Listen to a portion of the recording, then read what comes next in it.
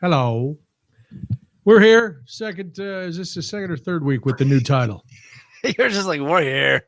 We're here. Listen, I always come in very jovial. I always come in, I don't know. Yes, we're here. Welcome. We're glad you're here. It's Realities May Vary with Brian, Cody, Craig.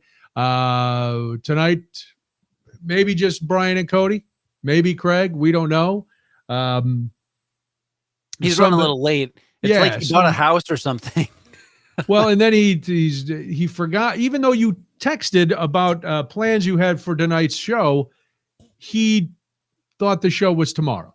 I've done that with Craig before. Like, he'll text me and be like, so what are we talking about today? And then it's like 5 and I'll get a call from a radio station. Who the heck is this? And I pick up. I'm like, oh, right. It happens to the best of us. Yeah, I forgot I was supposed to be on with him today till yesterday. No, he called yesterday to change the time, and I was like, oh, yeah, that's sure. I didn't tell him I forgot that I was supposed to be on with him, but because there's been a lot going on. How are you? What? Speaking of, let's get this out of the way because I'm sure soon he'll pop in. Hello, Linda. Hello, Christine. Not get this part out of the way. Hi, Cindy. We were talking about houses last week. Our good friend Roger bought a house. Did you see all the posts? First he was vague posting. Oh, on the FB, Facebook and Insta, where I don't use either of those. Well, you're good for that's smart. But yeah, he was doing a countdown. Like I think it started at maybe 5 or 6 or something, and it appeared that something big was going to happen. He was very vague about everything.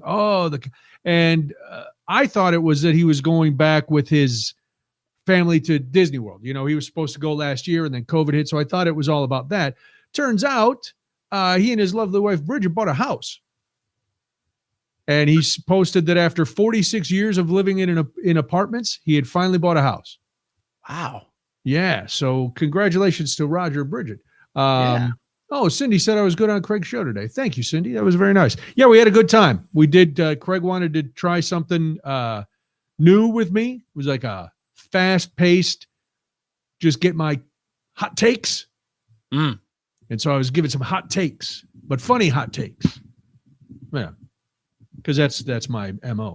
I like fast-paced. I like hot takes. You know, I did know that Roger was moving because he texted me and asked if I had any moving company recommendations, which I did. Oh, really? Oh, so you were in on the deal. I guess. I mean, I wasn't like I didn't ask him why he was asking. Wow, that's very. I didn't ask him why he wanted to know. You know, I didn't ask him why he might be contacting a mover. I didn't know if he was on the run, but that's good. So Roger's got a house, which is great. He was already posting pictures of himself cutting the grass and watering the lawn. And I'm like, have you unpacked yet? Because, but I don't know. And he was pulling a shelf off a wall. That's the one thing about Roger. Nothing is left to mystery when it comes on social media. So we know everything about it. I know where it is. I almost know the exact corner based on his description. Because I texted him right away. Once I saw it, I was like, hey, congratulations. That's great news. Where's the house? And he told me the neighborhood, and he told me right near this intersection. I was like, oh man, I used to hang out near that intersection all the time because there was a bar that was open till 4 a.m. that had the best hamburgers. And when I would finish, there were a bunch of comedy clubs in the area. And when we would finish up late, we would go to Rog's Turtle Inn and have a big cheeseburger. Wow. Yeah. So there you go. That's that. So yeah, what's new with you? I didn't mean to be that guy that didn't ask and be rude. I just didn't, he's like, movers. Care. I said, yeah, no, I just, that's all right. Listen, if I saw him, I'd be like, oh, that's great. I'd ask him about it, but I don't know. I don't make small talk on the texts. I don't do the text. I don't do that. Okay. It's all right. That's unusual, I guess. Yeah. Well, so, I don't know. Well, I don't know. I guess I wouldn't consider, why are you moving? Small talk. That's fair. Yeah. Hey, do you have any moving company recommendations? Why are you moving? That would be my first question. But we're different. our realities may vary. Our realities do vary. They really Our realities do. vary quite a bit. What has been happening in your reality this week? We gotta shut the door on this debate today. That's what we gotta do. The big thing in my life. What's the debate? The big thing in my life. As you know, today is May 4th. Yes. Which means tomorrow is Cinco de Mayo. Ay. Which is a great occasion to drink alcohol, even though that really has nothing to do with Cinco de Mayo. But not at all. Not even whatsoever. But no, it's I will give the woke warriors this one. It is complete cultural appropriation and bastardization of an actual event. Yeah, it's awful. That said, I'm still going to have tacos because why not? But today is May, also known as May the 4th. Right. I'm sure you know where this is going. I can't wait. I'm going to lean back and appreciate it. No. Okay, no, Brian, I say nay. There are 2 days that I really just have no patience for. One is Talk Like a Pirate Day, which I've always thought is stupid. It's stupid, and there seem to be a lot of them. Yes. There's not one of, I think back when it first came on the radar, we may have had someone on the overnight show to talk about Talk Like a Pirate Day. Maybe. It may have been when you were there, may have been when you weren't. But that was a decade ago. Now I will agree with you because it seems, oh, hey, it's Talk Like a Pirate Day. Okay, it's October. Hey, it's March. It's Talk Like a Pirate Day. What? I thought no, it's July. It's Talk Like a Pirate. You're out of your mind. Stop. Okay. So that's one. I agree with you. Look at this. We're in complete agreement. Our realities are aligning. I'm going to stop the program. Wow. Yep. Yikes. Got to rebrand or just cancel. Just cancel. The other one is just May the 4th. I get it. It's a pun. What? May the 4th. You know this, right? You know what today is. You're just making me do it. You're gonna make me do it. I am because I am a big Star Trek. I'm a big Star Trek fan. That's how I know that today is the day. Oh my God, this is exactly what I want to talk about. All right, today is May the 4th. Be with you. It's like saying May the Force be with you, but I feel like I should take an edible right now. Why is it okay to make fun of people with speech impediments? That's what I want to know. Yes, exactly. Anyway, no. But what really bothers me is, so I was on this video app, Hi-Ho, that I've been addicted to. We've talked about it. I haven't been on in a couple of weeks. Yeah, and I mean, people have been coming and going, but I'm like totally, I'm on there all the time. So Hi-Ho is this great app. You can have really great one-on-one conversations. I'm really enjoying it. It's an iPhone app, just Hi-Ho, H-I-H-O. If you want to check it out, I'm on there. It's great. But I am too. It's there's fun. 3 people have posted in the movies channel or in the debate channel or whatever. They've all posted like, well, what do you think? Star Trek or Star Wars? And here's my deal. Ooh, Tom, very nice. Revenge of the Sixth. I like that. That's good. That's good. That's a good pun. I don't know. So here's my issue, Brian. Yes, Cody. As you know, I'm a Star Trek fan. I'm a Star Trek aficionado, you could say. I could say that, but I'd be mispronouncing aficionado. But yes, I know. And then you enjoy Star Trek quite a bit in all its incarnations. Yeah, I watched all of the original series a few years ago with my wife. We are watching every episode of The Next Generation. We're on season 7. That's the last season. So that says something. Wow. Yeah, I watched Voyager in high school. I saw a little bit of Enterprise. I've seen all the movies, etc. etc. But the question, Star Trek versus Star Wars, is fundamentally flawed because the only thing they have in common is the word star. It's the only thing. Correct. Star Wars is an action movie franchise with a bunch of spin-offs. That's what Star Wars is. Star Trek is a science fiction franchise that tells stories, and it started as kind of a Twilight Zone-esque kind of a thing in the 60s. A little bit Twilight Zone-y, a little bit, alternate dimensions, It was sci-fi. And then Next Generation was really good science fiction stories. And then it kind of branched off from there. the Star Wars trilogy is not in any way, shape, or form science fiction. It is fantasy action adventure set in space. There's nothing science fiction about it. Science fiction as a genre is meant to use science and fictional situations as an allegory to help us explore who we are and understand ourselves more, and see ourselves in a different light by using analogies and allegories. Star Wars doesn't do that. Star Wars tells a really good story of good versus evil. Okay. But I don't think anyone's sitting around being like, am I light side or dark side? You know, is the Empire that bad? They're literally called the dark side, and Darth Vader is a guy in a black leather outfit that kills people. Like, it's not nuanced. There's not a whole lot of reflection there. Great story, very good action adventure. One of the best movies ever made, the original Star Wars and Empire Strikes Back, but not in any way comparable to Star Trek. So I just want to kill the debate right here. Your thoughts? Wow. All right. I am not invested in either franchise to the extent that you are. I've seen, well, we've talked about how many, I was out at Star Wars once Jar Jar came in. That was my last one. I did watch The Mandalorian. I enjoyed it. Yeah. I agree with you in the fact that Star Wars is a very simplistic, basically a space Western. There's good guys, there's bad guys, there's a story, there's, different locations, a lot of them set in what looked like the desert. And so it's basically a Western in space, which is fine. It was great. Yeah, I enjoyed the first three were phenomenal. It's great. Star Trek, I guess, you got deep on me with the sci-fi as an allegory for, I'm like, the guys are shooting around the universe. That was because that was like, I get it that it's science fiction, but it was also just an episodic drama on television. You know, it could have been a police show. The themes were, but they did tackle bigger social issues in Star Trek. They tried to tackle race and things like that. I think you can exist in both worlds. I don't know why you have to pick one. It's like the people who argue about the Stones and the Beatles.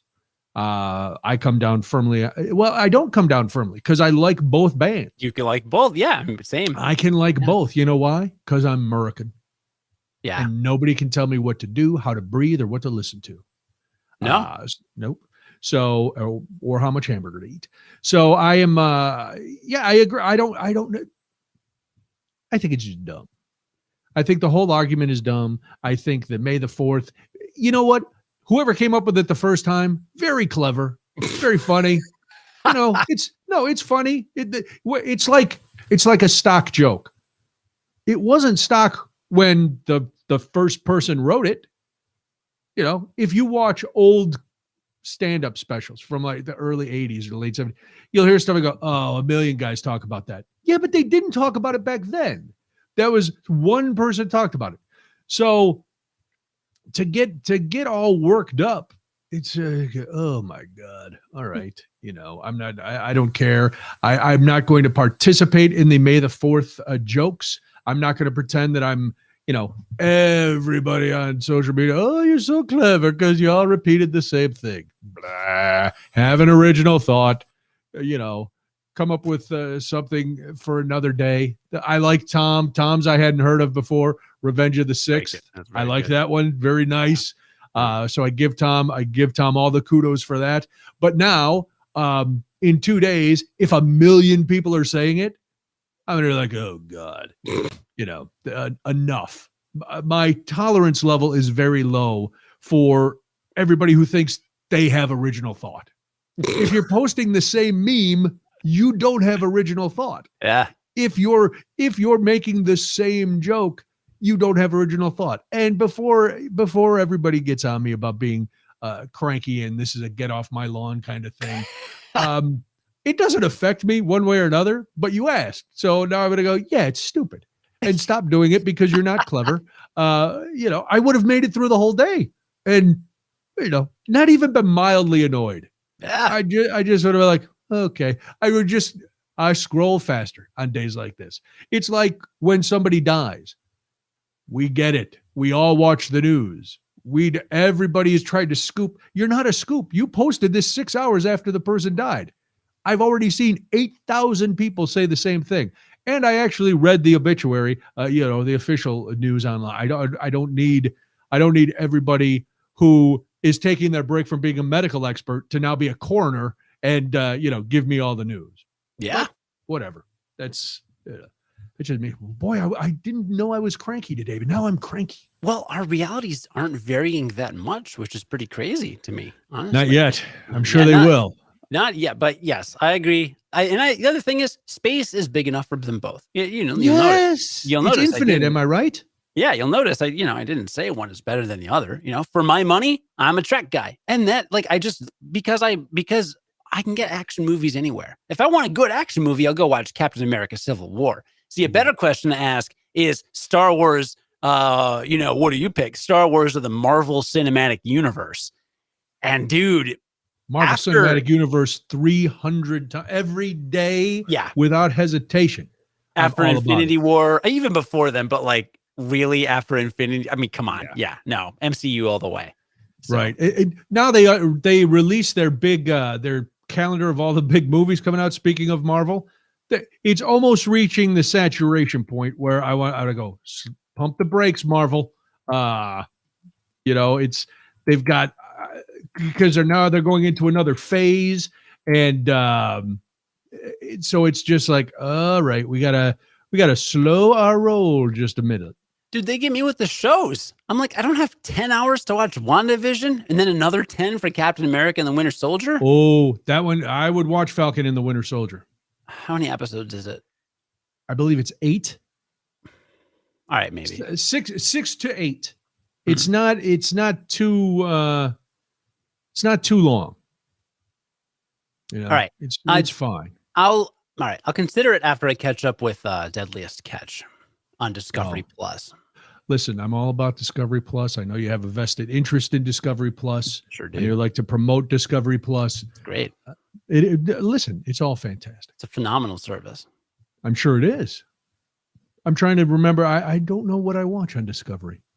discoveryplus.com/curiosity. You can start your 7-day free trial. That's true. Or they could just go to curiositydaily.com. I could do that. And listen to the science podcast. So Marvel, the first one coming out now is, they've got on the TV side, I think the next one coming out is Loki, which I'm maybe kind of, does he need an entire 8 hours of, I don't know.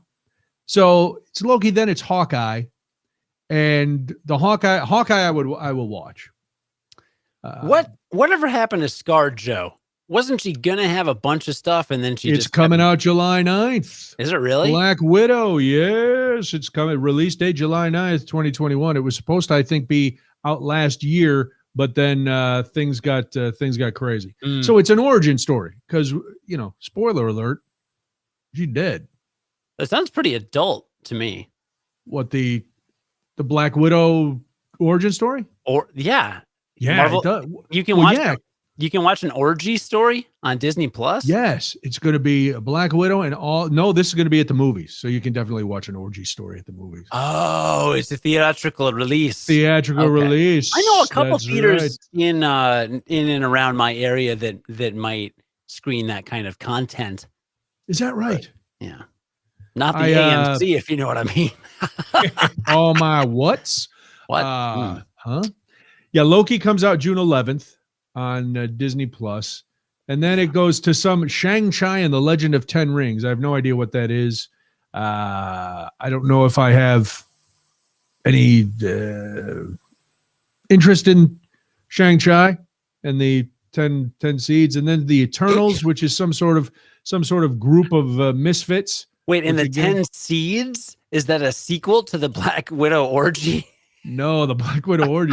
No, the 10 Rings. The 10 Rings. Oh, that was really funny. You went a long way for that one. I enjoyed it. I enjoyed it quite a bit. It was right. The bridge was ready to be built in on. I'm looking forward to Spider-Man: No Way Home. That comes out in December.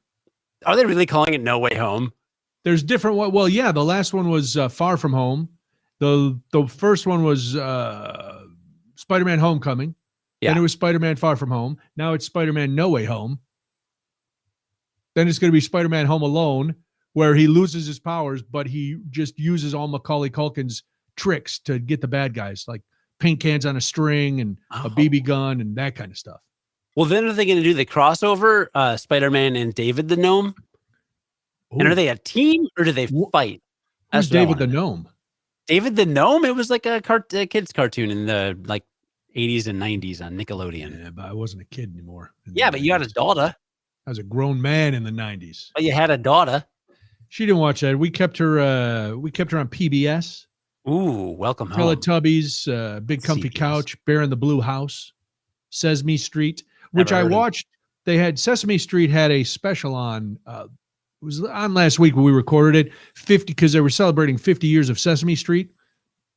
Tom says Spider-Man, Nobody's Home. Mega yikes. That'd be a good one. Yeah. Green Goblin comes looking for Spider-Man. He's knocking on the door. 2 hours, nobody answers. Then he finally goes, I guess nobody's home. Flies away. Directed by David Lynch. Oh, that'd be weird. Pabst Blue Ribbon. Oh, my God. Wow. Pull out a little blue velvet for you. Yeah, let's go, dude.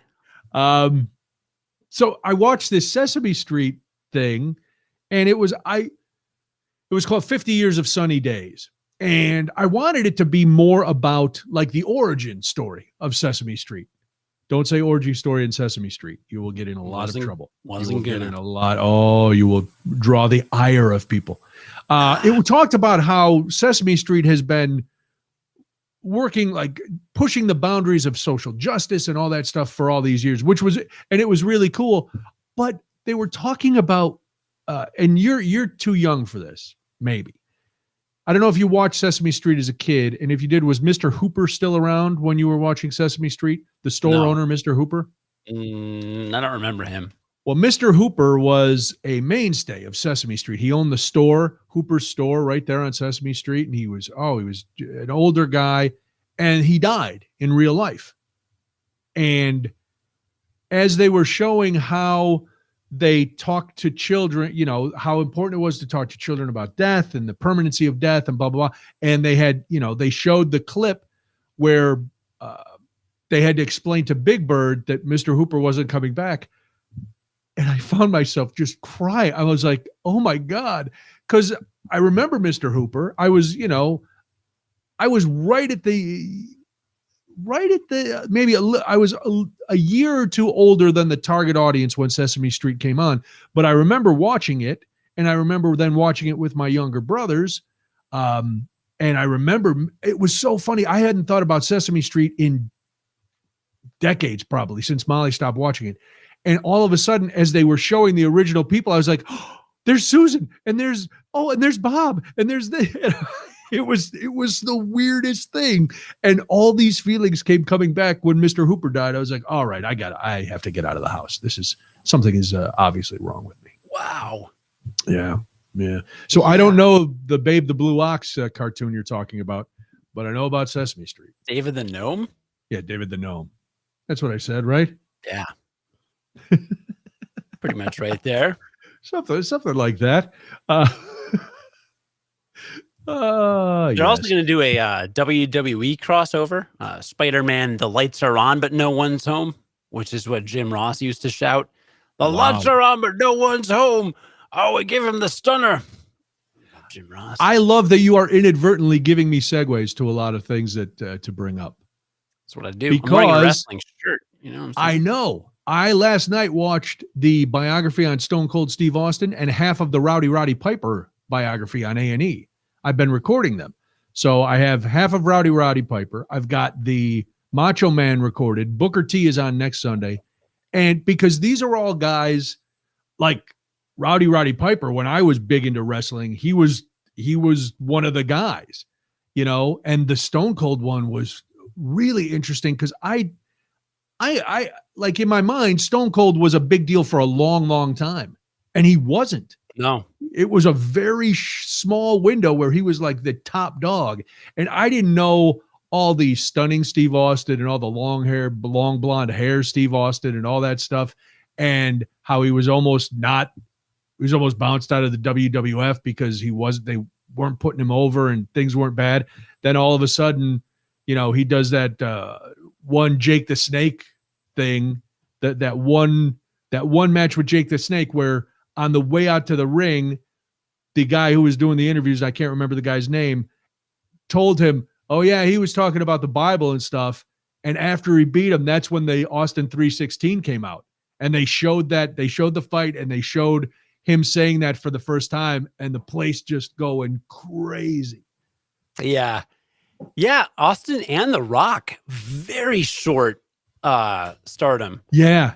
And it's so funny because The Rock is in this one, and he taught because Steve Austin was really good to The Rock, and The Rock is like, I wouldn't have any of this without him, and that Steve Austin picked The Rock for his final match, so he could. So I don't know, like in wrestling, he was to the point where he wasn't just going to lose to anybody. Yeah. So The Rock had been built up to be like the heir apparent, which had the blessing of Stone Cold. And so that's why The Rock got picked to beat him in what would be his final match. Yeah. It was crazy. I mean, a lot of people, I'm obsessed with wrestling. I watched, so Steve Austin does a podcast on WWE Network called Broken Skull Sessions. Yeah. And they talked about that a little. Yeah. And, the night after WrestleMania, his guest was Chris Jericho, which, if you don't know, Chris Jericho left WWE a couple of years ago to join AEW, All Elite Wrestling.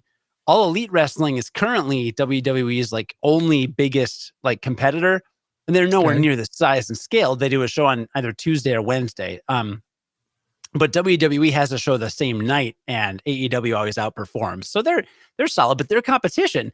And Steve Austin and Jericho talked, and they were texting, or they talked on the phone, and he's like, do you want to have me on the pod? Can I come on your podcast or something? And he's like, you sure you can have me? And so he texted Vince McMahon, and he's like, can I get Jericho on the podcast? And he's like, yeah, that's a great idea. And Austin's like, are you sure? Because he's like, what? You're going to let me do that? It's on WWE Network. I watched the first hour of it. It's a 2-hour conversation. Oh my God. The first 15 minutes is straight up Jericho talking about AEW and why he moved there and what he likes about it and how they're different than WWE. And it's on the WWE Network. It's so weird. Holy cow. But in the conversation, I'm bringing it up because when you talk about Austin and The Rock, they get into, there's really no time in wrestling history where you had two icons of that scale at the same time. You had Hulk Hogan, and I guess Macho Man, there was a little overlap, but the Rock and Austin, Hogan was still the pinnacle.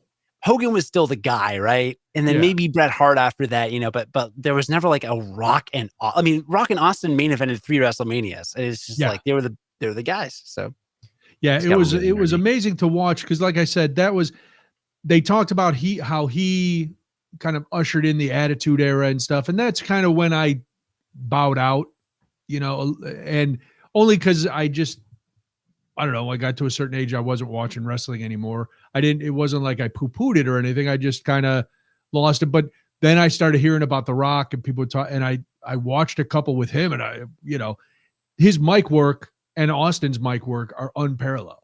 Yeah. Those guys can talk. Whereas now, from what I'm hearing from people who watch it, it's really scripted. There's not a lot of guys who have that kind of mic ability. I don't claim to know. I don't watch, but this is just what I hear from people who watch all the time. And it's amazing. And so I can't wait to see, Macho Man, because I was still watching a lot when he was big with Miss Elizabeth and all that, and Booker T, I remember. And oh man, I can't wait to see the Shawn Michaels, even though I barely know about the Heartbreak Kid, but he was interviewed in the Austin one. Dude, he looks awful. So I can't wait to hear the crazy stuff that he went through. But even Austin, they were talking about his alcoholism and that kind of stuff, and how, really it was interesting. And you could put this in any profession. They talked about his perfectionism, his drive, his singular focus, and how because of that, and he talked about it too, He was estranged from his daughters. He had a couple marriages that failed. Didn't really have any long-lasting friends. And he said, I was selfish. It was all about me, all about the career. And it was all about getting to this point. And then once I got to that point, I had to stay at that point. So there wasn't room for anything else. And like I said, you could probably add those things to a lot of really successful people where it's like, okay, you're driven for this, but you sacrifice everything else to get there. Elon Musk, I guess, is that way a little bit. No, really. I don't know. I'm just Elon Musk, who doing a really bad job of marketing his trip to Mars when he's telling people you probably won't come back. You're gonna die. It's all voluntary. Hop in. You're not gonna come back. He actually, this was his quote, and why is he hosting Saturday Night Live this week? Because he's really funny. He's a comedy legend. I don't know if you knew this, Brian. I did. Now, see, I didn't. That's why I asked, because I did not know that Elon Musk was a comedy legend. Yeah, I made that up. He's not that. I know. He's rich and famous. True. Wait, Paris Hilton hosted once, didn't she? Probably. Actually, you know what's funny? I've heard interviews with SNL cast members, and they have said sometimes that they prefer the guests that like don't know what they're doing because they're more open to direction and input because they know they don't know what they're doing. Whereas like a big shot comedian walks on the stage and he's like, well, I know what I'm doing, and they can be hard to work with. So maybe the cast was like, yeah, let's get Elon on. What the heck? No. The ratings are going to be insane. According to a story that came out the other day, they made it sound like the entire cast was in an uproar that he was coming on. Turns out it was not. But you're right. I had heard that too, that sometimes the non-comedian, that's why some of the athletes do really well, because they're used to being coached and they know, and they come in and they just knock it out of the park, no pun intended. So there was a headline. Debbie said, oh yeah, did you see everybody's all upset about Elon Musk coming on?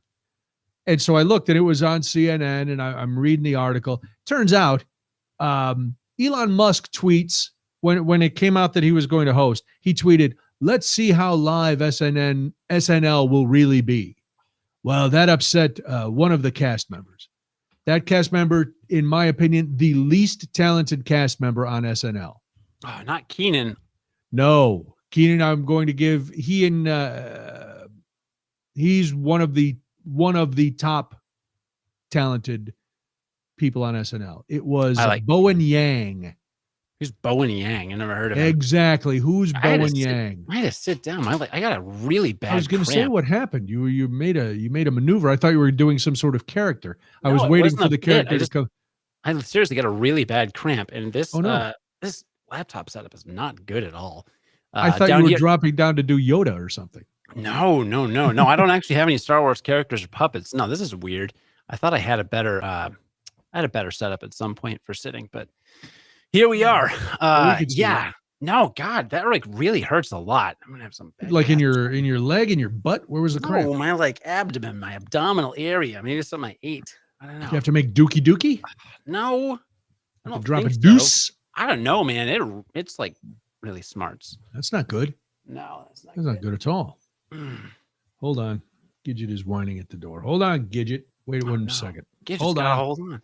Oh no, I can't cover for time. I'm barely sitting down over here. I might go get some bubbly water or something. Need a couple Tums. Come on. I have Tums. I always have Tums. Big weirdo. This is weird. It never happens. I'm fine. I already got my second vaccine was like a month ago, so it's not. All right, I'm back. Yo, I'm gonna grab a carbonated, like a Tum. I'll be right back. Oh my goodness! All right, dude, it's a lot. It hurts like a lot. So all right, it's just a tummy ache. It's just a tummy ache. So maybe you gotta pass some wind. I don't know, man. Yeah. Well, stop talking about it and go do it. All right, one sec. Yeah, no. I know, Linda. I don't know if he's okay or not. He's making a big production, but he won't get up. Nah, hold on. You know what? Go and try to do some crunches. See if anything will pop out. Oh, yeah, I'll see if something pops out. All right, Cody has left us, friends. He is in some sort of abdominal distress. Hopefully, it's nothing too serious. We will find out momentarily. I hope you. I know Patrick. He's having some trouble. I'm hoping he can get past it. We will see. Yes, Gidget has joined me in the broadcast bunker. She likes to come to the door and whine and then come in. And now I'm guessing that she will leave within 30 seconds. Right before we started this today, and there's rumors that Craig will show up, but we don't know. Right before we started this, I was up here working on some things, and I went down to get something to drink for the program because we try not to do this without any sort of alcohol. I always try to have at least one little drink, just not that we need it, but just it's become part of the goals or part of the routine. So today I have a nice Jameson and ginger ale in my fancy Waterford cocktail glass that was a gift.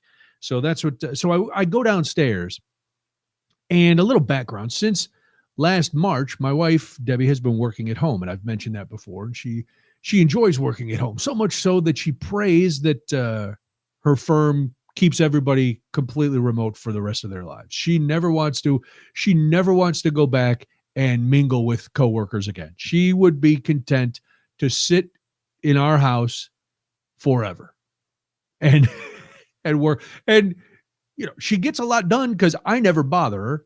So it's not like at work when people are dropping by her office and doing that. I stay out of her way so she gets her work done. But part of the allure for her of working at home is while she is working, she can also have the TV on. And she keeps things going in the background, and she's binged a couple of things. Well, a few months ago, she started watching Grey's Anatomy. I guess it's been on for 17 years.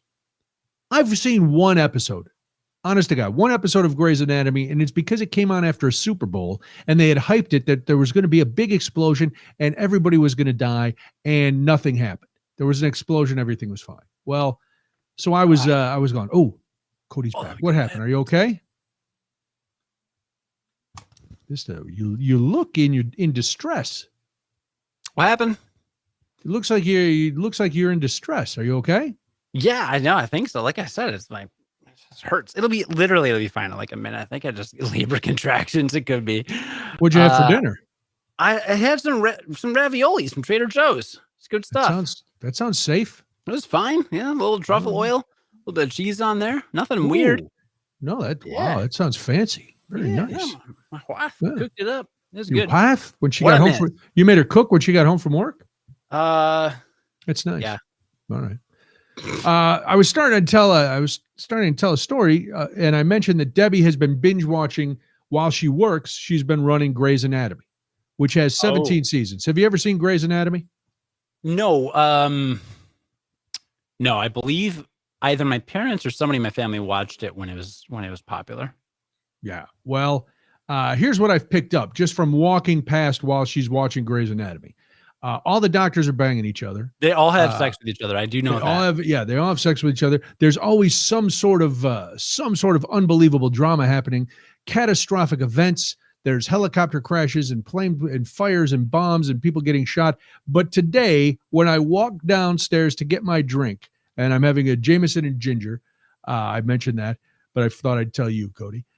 I walked down to get my drink, and I heard this line, honest to God, come out of a character on Grey's Anatomy. Jill, did you hide a gun in your vagina? And I was like, wait a minute, hold on. Because I had heard a gunshot as I went down. And then as I'm making my drink, I look and I see they're in an operating room or they're in an examination room, and there's a woman on the table. And then they asked her if she had a gun in her vagina, at which point, and the gun had gone off from her vagina.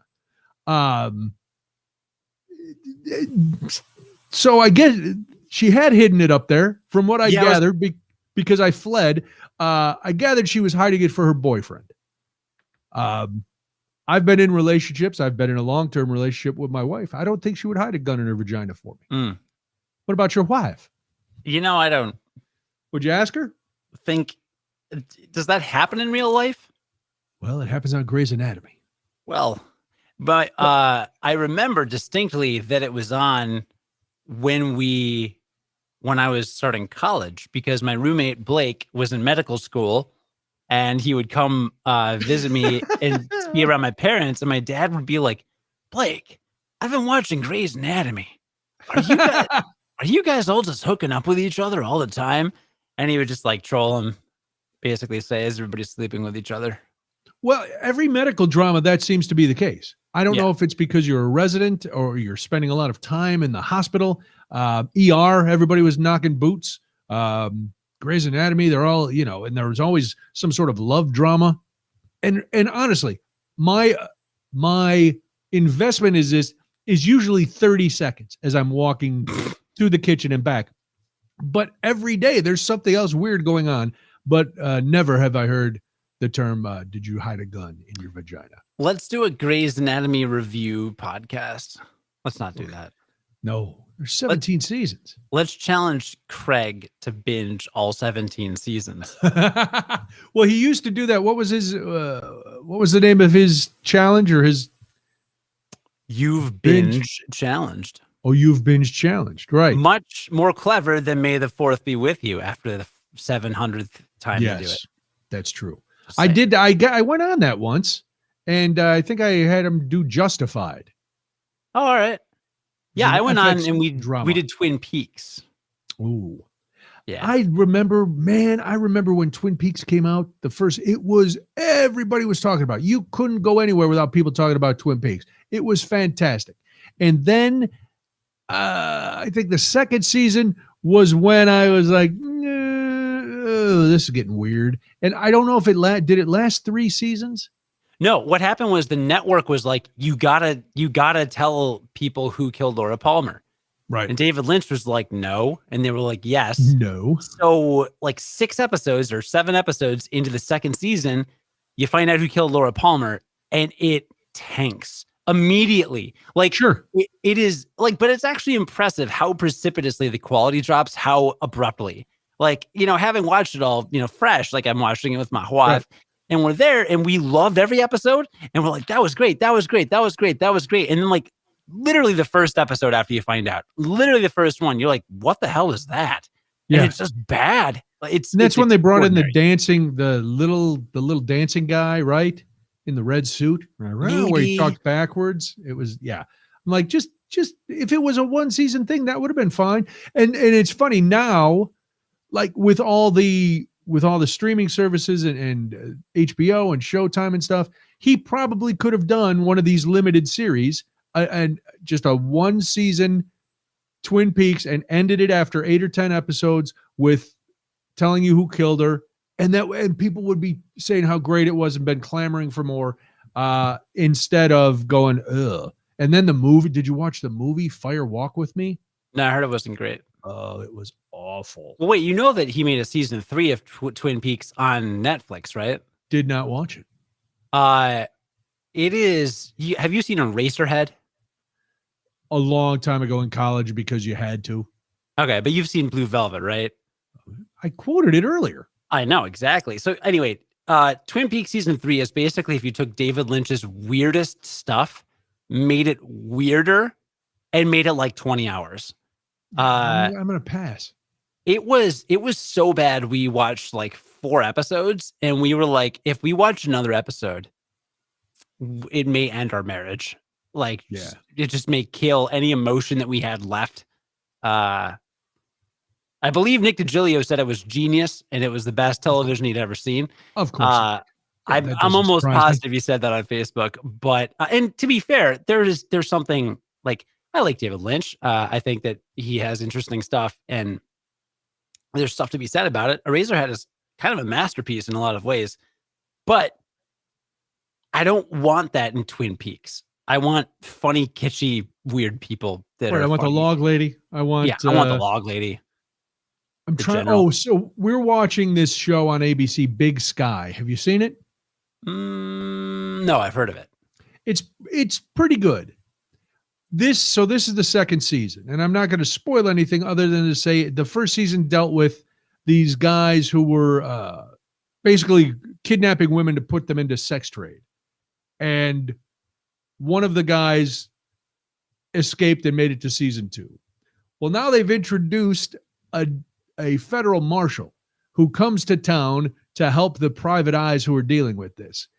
And I turned to Debbie last week when we were watching it. I said, are they trying to make him Agent Cooper from Twin Peaks? Because he's got the same kind of chill vibe, and he's offbeat, and he's talking about certain sorts, it was always a damn fine cup of coffee and the pie with Agent Cooper. He's got that same kind of thing a little bit, but the rest of the show is nothing like that. So I'm like, all right, why are you throwing in this weirdo? Who's the guy that played Agent Cooper? Oh, Kyle MacLachlan. Kyle MacLachlan. What was a real trip was seeing Kyle MacLachlan in Showgirls. Yes. Yeah. Getting ridden like a show pony by Elizabeth Berkley in the pool in one of the most non-exciting sex scenes in the history of cinema. I was like, oh my God, this guy's head is going to snap clean off. She's having some sort of, this is not intercourse. She's having a seizure. Somebody call for help. This woman is in deep, deep trouble. I remember the night we saw that movie. It was in the last year, I think. We were in our apartment. No, it wouldn't have been because we were in our apartment. So in the last 2 years. But you'd never seen it before?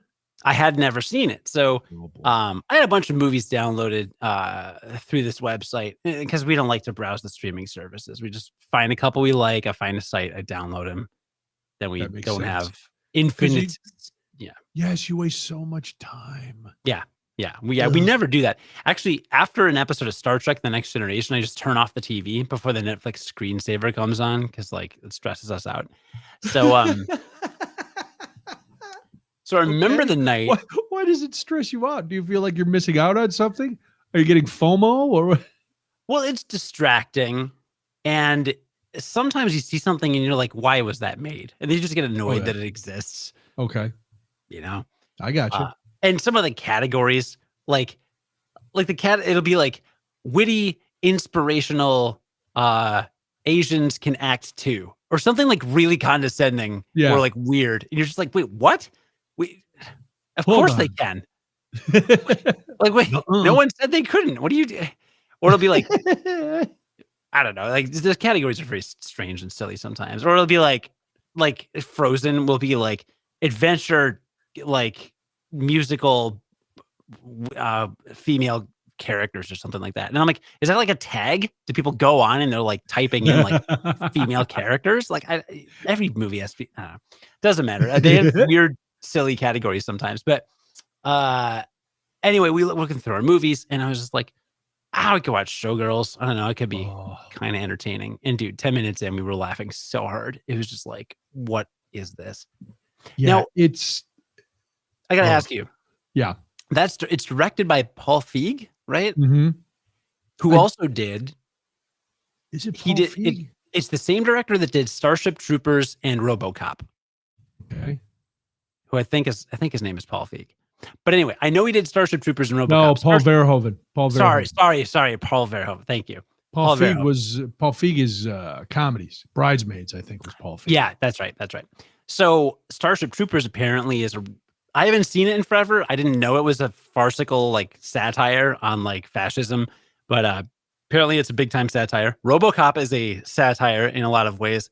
I haven't seen RoboCop. Have you? When it originally came out, I did. Okay. With Paul Weller as the RoboCop. Because see, like knowing Paul Verhoeven's credits, it seems like his repertoire, as it were. It seems like he does a lot of satire and parody. And then some people are like, well, is Showgirls a satire and a parody? Or like, is it self-aware or is it just really bad? And it's like, well, he did RoboCop. That's a classic. Maybe he like made them be bad in it. And it's like says, there's certainly stuff to be said, I think. I don't think that's the case. I would find it very hard for the studio to bankroll something. They go, listen, we're just going to make a really bad movie. No, because they put a lot behind this. It was supposed to be this, big, sexy adult movie. And oh boy, I mean, I dug Gina Gershon. I dig her in everything. And, is it bad to see Elizabeth Berkley sans her clothes? Especially if you watched Saved by the Bell as a child. Sure. No, that's fine. But it's like, it was like watching Sliver, the Sharon Stone, Billy Baldwin follow up to Basic Instinct that was supposed to be this erotic thriller. It's like, this is not erotic at all. Oh my. Boring. Yeah. Listen, when I say that sex is boring, you know that the movie is bad. One of the first shows I ever did with you, we did a segment because I made a comment and somebody had made a comment and they were like, sex is like pizza. You can't have bad. Like, right. Yeah, that old saying. There's no such thing as bad pizza. Yeah, no such thing as bad pizza. And someone was like, sex is like pizza. There's no such thing as bad sex. And I was like, yeah, there is. So you were like, oh, we should talk about that. So we talked about it like 4 a.m. on a Sunday. And like three old ladies called and they were not happy that we were talking about sex on a Sunday morning. Well, yeah. Can you blame them? We're naughty boys. We're just naughty boys. I can blame them. I think that, people are still awake from their raves on Saturday night. It's Sunday morning. Oh, that's true. Yeah. I mean, we get all the time. We had a lot of people who were listening on their way home from bar jobs or music, music gigs. Is that what the kids had? Music gigs? Is that what they have back in the day? I don't remember what anybody had back in the day. I don't remember my pre-pandemic life. You don't? It's a dream, really. Oh, I'm finding I don't want to go back to that pre-pandemic life. In what ways? I don't need to be rushing around. I like, I've gotten used to working from home. I've gotten used to doing, I didn't think I would, but I got used to doing radio from home. I don't want to be in crowds anymore. I always hated crowds. It wasn't a matter of getting sick, but like I would do it for Molly or for, but like going to an event where you're packed in, I've hated that since I was a kid. So I don't need to do that. I like eating in restaurants, but I don't need to, we went outside again Sunday. We went to a new place. We went to District Brew Yards. Have you ever been there? No, but I actually did see, only because my wife was on Instagram. She was like, oh, look, they went to a brewery. Surprise, surprise. We had them on. We had Casa Humilde, which is one of the 4 breweries at District Brew Yards. We had them on GN. Either we had them on for an at the brewery segment, or I had them on when I was doing like an overnight segment. But I had them on. But District Brew Yards was really cool. So and they had a giant outdoor area, giant. So I was like, this is perfect because I'm enjoying beer. They have a Lily Q barbecue there. So if you want to have food, they had real food. They had great 4 different breweries and you're pouring your own beer. It was terrific. So it's not that I don't want to go out, but I don't need to go in, all the places I like have outdoor areas. And if they don't, I'll bring stuff home and that. So that's what I mean. But I do miss, I'm trying to book some more comedy stuff. So I want to get, that part, I don't mind being out. I do miss going to the theater. So we'll see how that goes. And I know Debbie and Molly for my birthday, I told you, gave me tickets to that Marvel thing. So we're going to go, but that's again, very limited amount of people in the area. And I'm vaccinated. I'm not going to get sick, and I wear a mask when I'm around other people. So it's just, I don't care if I want businesses to be open. I want all that stuff, but I don't have to participate in it because I really, now that there's more people driving, I find my road rage is coming back. Oh, it's bad, dude. I can't drive. I had to drive in the city for something, and I'm just like, really? Everything's closed. Why are you people in your cars? Nobody needs what's this. going on? It's, it's the middle of the day on a Wednesday. Where don't you people have jobs? Yeah. And then I'm thinking, no, a lot of people don't have jobs anymore. So, I also noticed. Right, I gotcha. 290 and I'm by 290 and 294. Right. The one that goes straight west out of downtown is 290, right? 290. The 290 is hell. It is the worst stretch of highway. And Why? it battles, in my estimation, I used to think the Ryan was the worst, but the Eisenhower is, Why is everyone on 290 driving like they have someone bleeding out in the backseat of their car and they have to go to a hospital? Every single person. See, and I find it the opposite, where they have nowhere to go because there'll be like 8 car lengths between the car in front of me and the next possible car, and they're riding their brake, and it's like and I'm just out of my mind. But I came home. We were out. I guess we were out at my mom's. That's a story that's coming up because I need you to weigh in on whether I was out of line. It's like that Reddit thing. Am I the a-hole? Oh, no. I don't believe I was, as you can imagine. But I'm coming down the Ryan, and people were either going 100 or they were going 40. And it's so you're zipping along, and then all of a sudden there's somebody going 40, and you're trying to change lanes, but you can't because everybody else is driving like their car's on fire. It's like, and just a month or so ago, it was not as bad, but now people are coming out. They're poking their heads out of their holes, and they're driving around. And now I'm afraid to honk the horn. Why? Because on 290, it seems like every other day somebody's getting shot on the Eisenhower. There's people getting shot all over the place. There are people getting shot on the Ryan. And then I watched this movie with a 400-pound Russell Crowe in it the other night called it was Unhinged. Have you heard of this one? It was on. So skip it because I'm going to spoil it for you, and you're not going to miss anything. The opening scene is a really obese Russell Crowe. This is not. You've seen Gladiator, right? Mm-hmm. Okay. Pretend that Gladiator won his fight and won his freedom, and then did nothing for the next 100 years but eat. If I'm Russell, now listen, I'm no picture of physical prowess by any stretch of the imagination, but I also was never Gladiator, you know. So it's not like a bodysuit. He's just fat now. He's just fat now. Yeah. Because you say, I mean, he's just, and there've been reports that he just kind of let himself go. He just, good, God bless him, whatever. Yeah, but anyway, it's not the Russell Crowe you're used to seeing.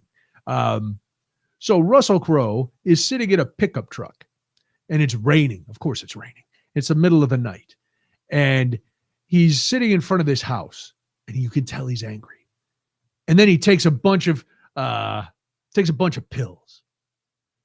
And then he gets out of the car and he grabs a hammer, like a giant crazy hammer, and a gas can. And he walks up to the door of this house and he pounds on it. And when the guy, all you see, you hear all this because you're looking from a distance, like you're watching from the street. Opens the door, the guy goes, "What are you doing here?" And then you see Russell Crowe swing the hammer and start pounding this guy. Then you hear a woman scream and you hear flap, flap. And this is all in silhouette. And all of a sudden, you see him again in the shadows. He's throwing the gas, and he sets the house on fire. That's the opening scene. Then he wanders out. He's covered in blood, and he gets in his truck. Sweet. Yeah. Then here's where the conflict comes. This single mother who's very harried because she's trying to get her kid to school. He's running late. She's late for work. She's like a hair and makeup person, and she's freelancing because she lost her salon. A whole big thing. She got drama. She gets off the interstate because there's traffic, and she gets behind a pickup truck. Whose pickup truck could it be, Cody? Fat Russell Crowe. Fat Russell Crowe's. Fat Russell Crowe's. And Fat Russell Crowe does not move his pickup truck when the light turns green. And the woman lays on the horn. And Fat Russell Crowe does not move. She lays on the horn again, and then she hits the gas, and she swings around the pickup truck and takes off, only to be stopped at the next intersection by a red light. Who should pull up next to her? Fat Russell Crowe. Fat Russell Crowe. Fat Russell Crowe. And her son's sitting in the back seat. And Russell Crowe tells him to roll down the window. Long story short, Russell Crowe is very upset that she didn't give him a courtesy tap. That she just laid on the horn. So he was good. His life's mission now is to make is to make her life miserable. And he goes off on a homicidal rage, and he's stalking her, and he's killing people. And we don't know what happened. Why did Fat Russell Crowe become this angry? Until he kills somebody at a restaurant, and then in a voiceover coming from a TV on a news report, this is his entire backstory. He was fired for middle management a couple of weeks ago and is very upset. That's the whole backstory. There's nothing. And then it goes on and it ends. And I won't listen. I'm not going to ruin the ending. Wow. But it was, so now I'm like, what if I honk at Fat Russell Crowe? Mm-hmm. If I'm on the highway, and because now even if I give a courtesy tap, people are so effing crazy that they will then, this happened to me today. A guy was going, I was on 294. I had to go out to my mom's, and he was going really, really slow. And I gave him just a courtesy tap. What is a courtesy tap? The courtesy tap is when you just hit your horn fat, like bop, bop. Oh, okay. Instead of, yeah. It's just, this is what I gathered from Fat Russell Crowe. I had never heard the term courtesy tap, but I'm going to put it in my lingo now. Popularized by Fat Russell Crowe. By Fat Russell Crowe.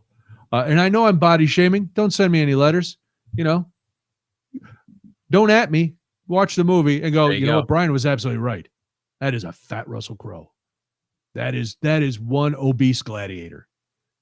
This is a gladiator whose wheels of his chariot would dig into the dirt and the horse would die of a heart attack trying to pull him. This is how fat Russell Crowe is.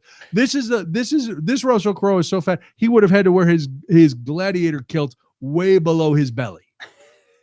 And he would have been a perfect target for a spear because his belly would have flopped out. He would have Dunlopped right over his his kilt, and he would have jabbed him right in there. Coming in hot. I like it. Listen, this was, I can't get that hour and a half back. I don't want to, because it gave me a great, it's fun to talk about. Sure, but you gave someone a courtesy tap on 294. Yes, and then they completely slowed down. I've done that a couple times where I give a little courtesy tap, and then they intentionally they slow down. As if to say, you can't tell me what to do. And I'm like, well, I wouldn't have to even suggest what you should do if you did what you're supposed to do. Yeah.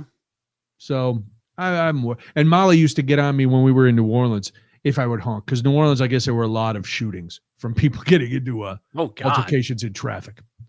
So I have to temper and I have been much better since I've, turned over a new leaf. Sure. Psychologically. Or tried to turn over a new leaf psychologically. But there's still a point where I'm like, hey, come on. We got to stop. You pay attention. You got to drive. This is craziness.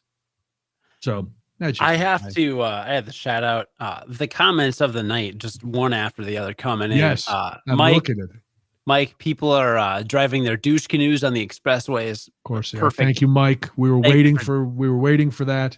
Saved that one. Thank you, Patrick, with the callback of all callbacks. I saw that. Go ahead and read it. I was like, oh, that is fantastic. You're driving along, and suddenly, there's a couch, which is an out of context quote that I pulled you saying that you used for the opening of your show for years. It was in you put together a great open, and it's in there. I have it. And here's the thing. We could start, we got to come up with a couple fun opens for this, because I was talking to Craig, our technical advisor on this. And I was, because I've got this big broadcast center now set up in the house. Got all 2 computers, 3 monitors. I got lights and the green screen. I'm very disappointed. I had my green screen up behind me, but I'm not able to use a green screen with Restream with the program we have. In order for me to use chroma key, which is a nice in the business term, Cody, you know what chroma key. Like, for those of you who might not know, when you watch the weather monkeys on TV or the traffic people, and they're in front of the big map and they're pointing, that's projected on a green screen. Here's for something you will enjoy, Cody. I was trying to set up the green screen while wearing a green sweatshirt. Oh, that was good. Yeah, that was not smart. But the point is, I couldn't do it, so I was very upset. But that's part of the whole broadcast thing. But now Craig told me, I said, hey, what do I need to go from my laptop to my mixer so I can play audio? And he told me, so I've got the right cable and I've got the thing. So now we can start playing. Maybe we could come up with some new opens. We could get a theme song. We can play. Oh, it's going to be fantastic. I'm down. I could play ocarina. You could do, all that stuff. You can play your saxophone. Just make it moody. I don't think I'm allowed to play the saxophone. Why not? Well, there's International Jazz Day like a week ago. I don't know where these days come from. Someone on I mentioned on Hi-Ho, here are my jazz recommendations, and someone said, hey, and I mentioned I used to play sax, so I know a lot of jazz. And he said, well, you can't leave us hanging. You got to play sax for us. And I was like, well, the thing about that is I've been married for 3.5 years, and my wife has still never heard me play the saxophone. Really? So I feel like I should probably play it for her before I play it for the internet. Look, I'm getting there now that I have a house and I can the problem was for a while, we were both at home all day, and I don't want her to hear me practicing, right? Like I want her to hear me play something. So you want to be good when she finally hears you. Yeah, I don't want to sit there and run up and down a couple scales and then be like, cool, well, my mouth hurts now because my embouchure is out of shape because I haven't played in 10 years. So, it's got to be a couple weeks to kind of lead up to it. And I got to have like a lick I can play. Otherwise, it's, what am I going to play? Like Twinkle, Twinkle, Little Star? Like, come on. So I don't know, can you? Probably. I don't even know anymore. But anyway, yeah. So I'm going to ramp up. And once I've played it for her, but now I've got to use it for something, right? It's got to be like the 5-year anniversary or something. Ooh, yeah. Like maybe for the baby's birthday, you play him happy birthday. I could do that actually. That would be fun. It gives you a few months to practice. We could have a New Year's party. I could play Auld Lang Syne. That happened once on WGN. Yeah, you could have Matt Bubala come over to your house. Could have Bubala come, introduce me, and throw to Roger for the news. That was weird. That was a weird night. Marta asking if I don't like movies with rain. No, I know I complained about rain before. I was just setting the mood. The rain didn't distract me from Fat Russell Crowe's homicidal urges. Sure. It fit perfectly in that scenario because it didn't rain the rest of the movie. The rest of the movie, all the horrors took place in broad daylight in a nice sunny area. This is can you still hear me? Yeah. This is the mandatory part of the evening where my VPN kicks me off and I get reset. What happened? Give me 1 second. VPN. Very poor network. That's what I'm going to go with. All right, here we go. Reloading. See you in a sec. This is going to be exciting.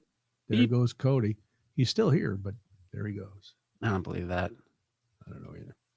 So anyway, that's why you just see The Office. If you're watching tonight, you just see my regular background because I wasn't able to do that. But we'll be adding. Hopefully, we'll be adding a few more production elements to this. Who knows?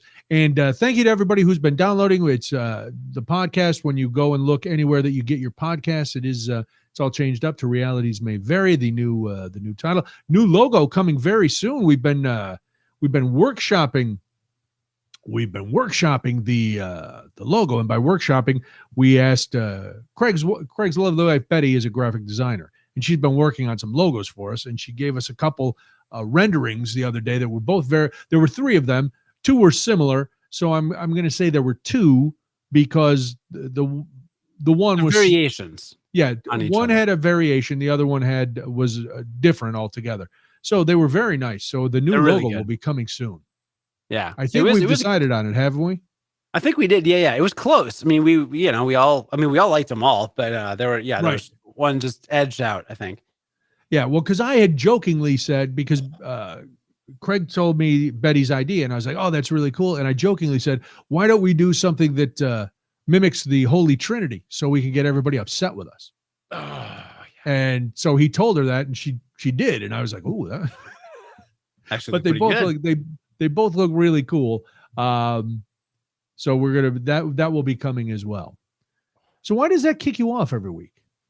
I don't know. I'm trying to find a comfortable position.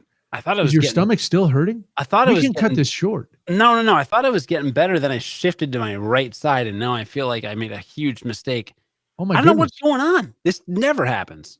Is it, you think you have appendicitis?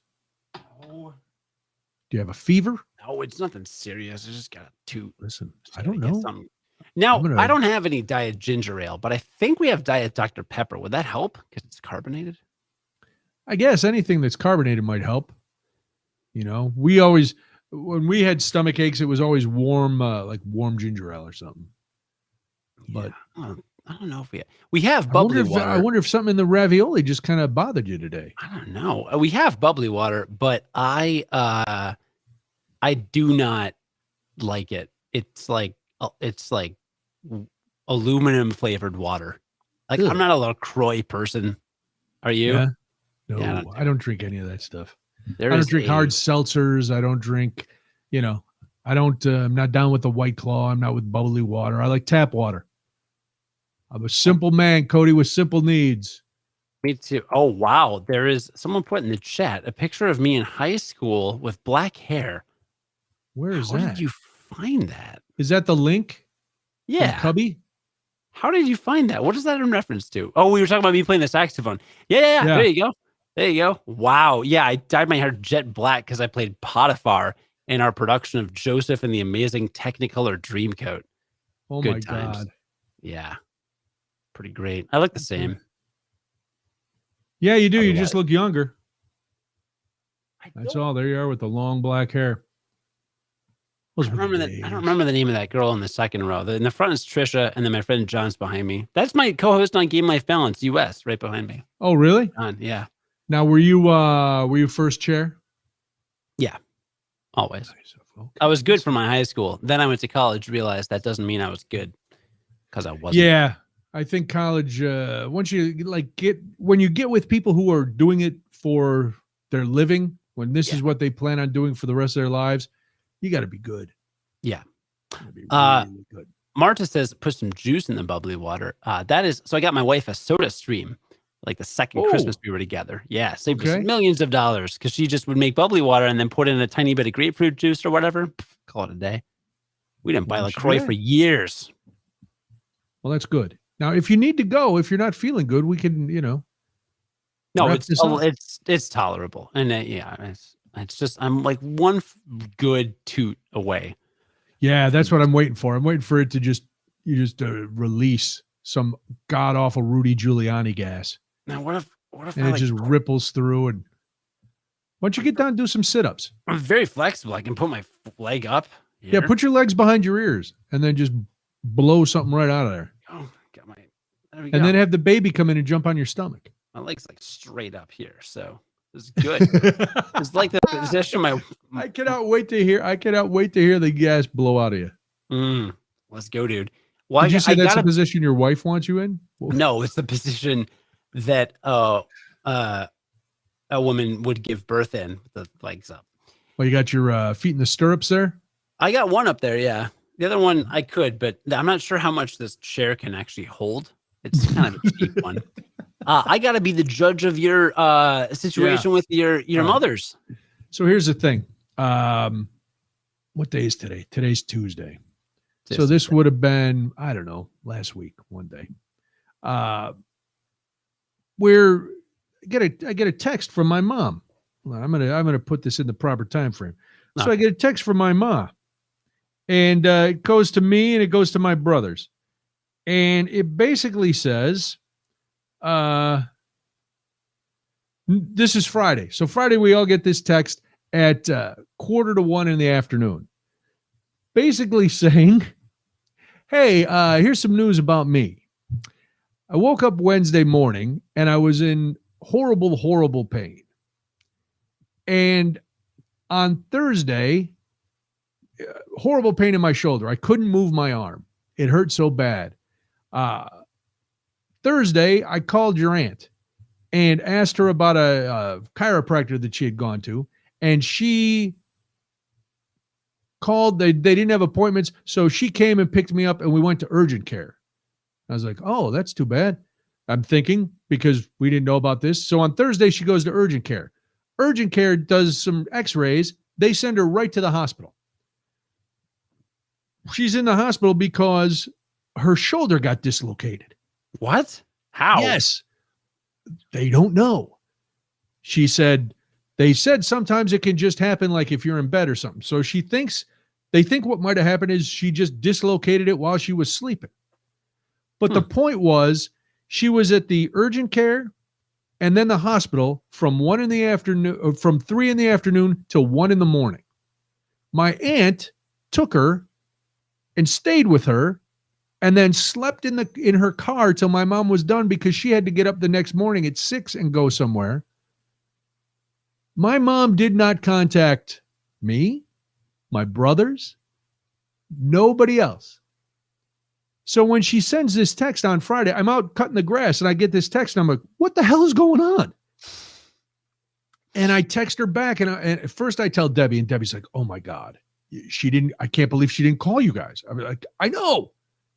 So I text her back. I'm like, I'm glad you're okay. What do you need me to bring you? You need to text us when something like this happens. Now, here's some backstory. Last time this happened, when something happened and my aunt had to take her to the emergency room and she didn't call us or tell us, I said to her, Ma, this is not, you can't do this. You got to tell us when, well, everybody's busy. And I said, no, that's not you don't get to decide that. Yeah. One, you don't know who's busy. Two, you're in the hospital. And so I said to her the other day, I go, we had this conversation before. And you chose not to, you chose to ignore it. Well, I didn't think of it and I don't need you. She gets all upset. I don't need you to tell me about stuff I said 75 years ago. I go, well, first of all, I'm not that old. Secondly, that's not it. So I sent my aunt an email and I was like, all I said was, how grateful my brothers and I were that you were there to help and blah, blah, blah. I said, I had a conversation with my mom before about letting us know. So if you could just do me a favor, and if something like this ever happens again, here's my cell and my two brothers who were in town. I said, here's our cell numbers. Just send us a text. Yeah. So that I was trying, Debbie's like, you can't, you got to say something to your mom. And I'm like, I know, but right then I was so frustrated because part of me, in all honesty, was like, how does that make my brothers and I look? You know, makes us look like screw her. We would never go. Because if I was one of my cousins and my mom told me, so my aunt tells my cousin, yeah, I took Aunt Patsy to the urgent care. Then we went to the hospital and I was there all night and I slept in the car and blah, blah, blah. My first question, if I was my cousin, would have been, where were any of her sons that live right here? Yeah. Yeah. So, all right. Am I the a-hole for getting upset about that for that reason? And also, as I explained to my mom, I go, God forbid something had happened when you were in the hospital, because they had to sedate her. They couldn't get it in. They tried to get her shoulder popped back in. They couldn't do it. So they had to put her in that twilight sleep to finally pop that thing back in. And I said, what if God forbid something had happened? And, you didn't come out of the anesthesia or you had a heart attack or whatever. I go, and then we would have gotten a call. Somebody would have had to call us from the hospital and go, hey, guess what? Your mom's not around. We wouldn't have known what, why is that? Why is that a thing? Why is she not there? So I don't know. Am I the a-hole for getting upset with her? So this is her sister, your aunt? Yes. Yeah. Who lives right there. And I'm not upset with my aunt, to clarify. I'm not upset with my aunt at all. I'm really, when I said we were grateful, we really are. We're, and I know thank that God she was there to take her. And in the email, am I wrong to be upset with my mom, which I'm not anymore because we talked it out, but I wasn't upset with my aunt at all. It's not her, it wasn't her responsibility unless my mom told her not to. I know you're not upset.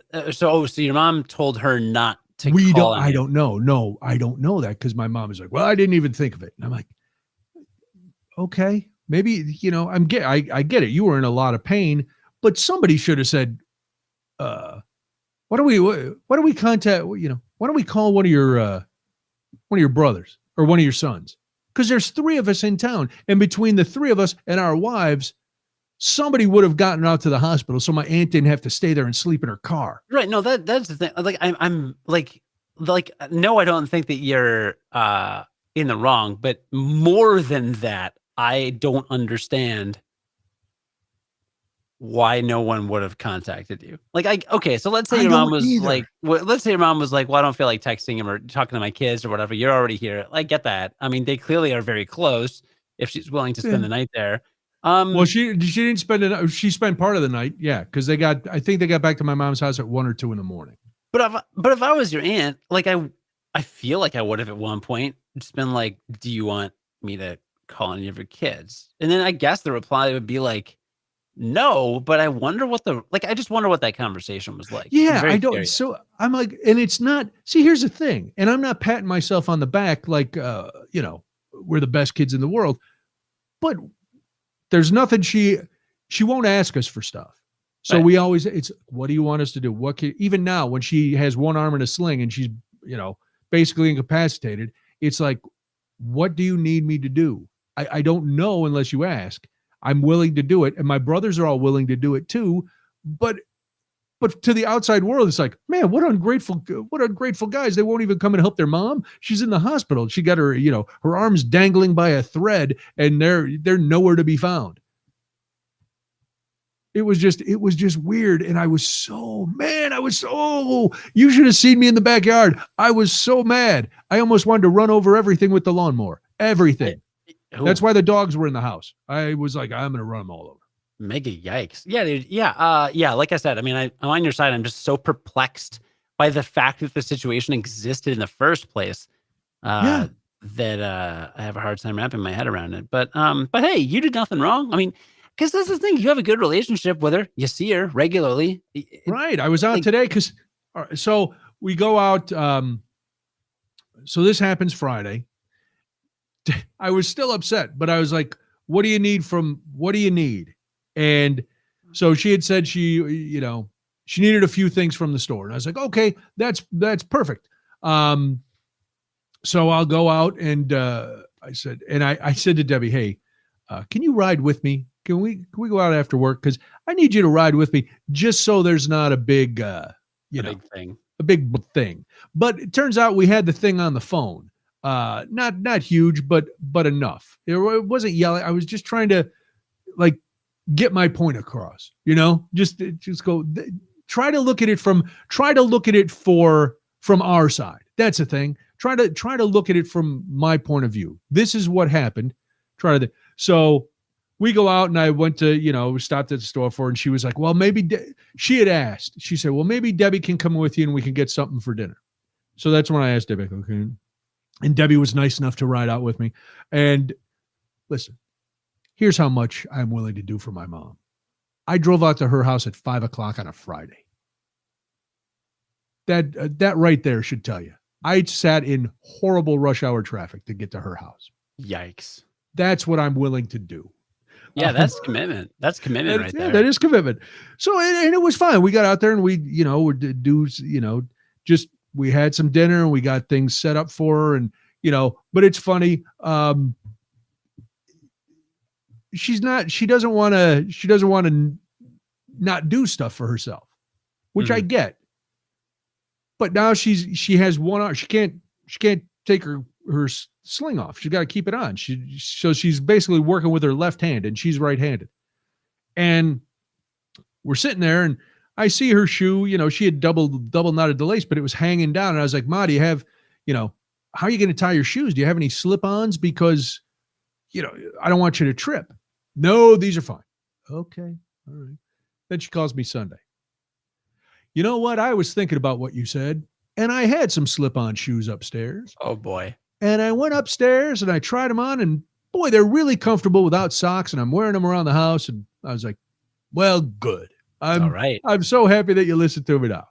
And then she says, so today I went out there because when it rains, it pours. She calls me Sunday, goes, something's wrong with my refrigerator. I'm like, what do you mean? She goes, well, the freezer says it's 25 below zero and the refrigerator says it's 61 degrees. And I'm like, yeah, there is something wrong. Those aren't good. Well, she said, I already called and I have an appointment with, the GE guys are going to come and they're going to look at it, but I need to clean it out. So can you come? So today I went out there to clean out her refrigerator. And thank God for Debbie, because I've talked about this before. I'm not a big guy, big adherer to the expiration dates, so there was stuff that's been in my mom's refrigerator for 3 days at 60 degrees. And I'm like, this will probably be all right. I come home and I said it to Debbie and she's like, oh my God, she can't eat any of that. So I call my mom, I go, listen, talk to Debbie. She said, we got to throw all that stuff out. I'll be back tomorrow. I'll throw it out and I'll go to the grocery store. Just have a list ready for me. Nice. Because she has a refrigerator in the basement. So, but like I'm digging out. She goes, can you get the freezer? And because it was 25 below, I opened this freezer and it looks like Jake Gyllenhaal at the what was that movie where the world froze? It looked like that in there. I don't think I saw that movie. I don't know. Well, the whole world froze. Well, her freezer, but I'm finding spoilers. stuff and I'm like, hey, what's this? I don't know. Just throw it out. Okay. There was stuff wrapped in tinfoil. There was stuff that had been freezer burned since 1987.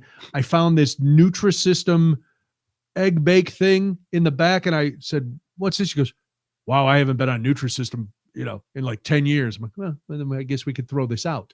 So, yeah, there was just, there were some things. Day after tomorrow. Thank you, Mike. Day after tomorrow. Right. Yeah. So it was just, it's been crazy. And she's like, well, you just get frustrated because I'm getting old. I'm like, no, I'm not frustrated that you're old. I'm frustrated that you won't listen. Yeah.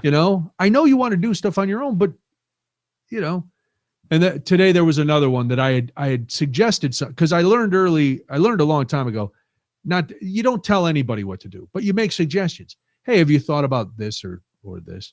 And there was another one today. She started ordering coffee from where we get it at Community Coffee down in Louisiana.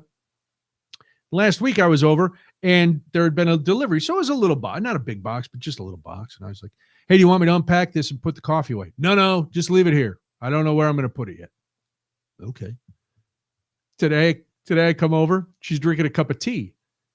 And she goes, can you open that coffee box and put the coffee in here? Because I didn't have any coffee today. I'm like, okay, sure. I can do that.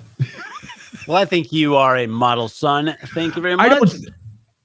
Thank you. I'm not, I wasn't looking for that. I'm just, there was Debbie, this time, whenever Debbie agrees with me, I figure I'm in the right. And she agreed that I have every right to be, because she'll tell me if I'm not. She doesn't care. Oh, yeah. She's invested too much time and energy to sugarcoat things now. It's like, stop being an a-hole. But she didn't. This time she was like, no, but then I was like, well, maybe I overreacted a little, but I don't think it did. People are asking who has power of attorney. I don't know. I know it's not me. Well, yeah, I guess. Yeah, I know it's not me because nobody's told me. Okay. So I don't know. I don't know anything about that. Oh. Why don't we wrap things up so you can go and take care of yourself? Yeah, I might have to go lay down. Why don't we do that? I'm sorry. I don't know what No, happened. That's all right. Listen, we will listen to Cody. We'll do the quick plugs and then we'll get out of here. You can check out Cody all the time on the Curiosity Daily podcast. It's at curiositydaily.com.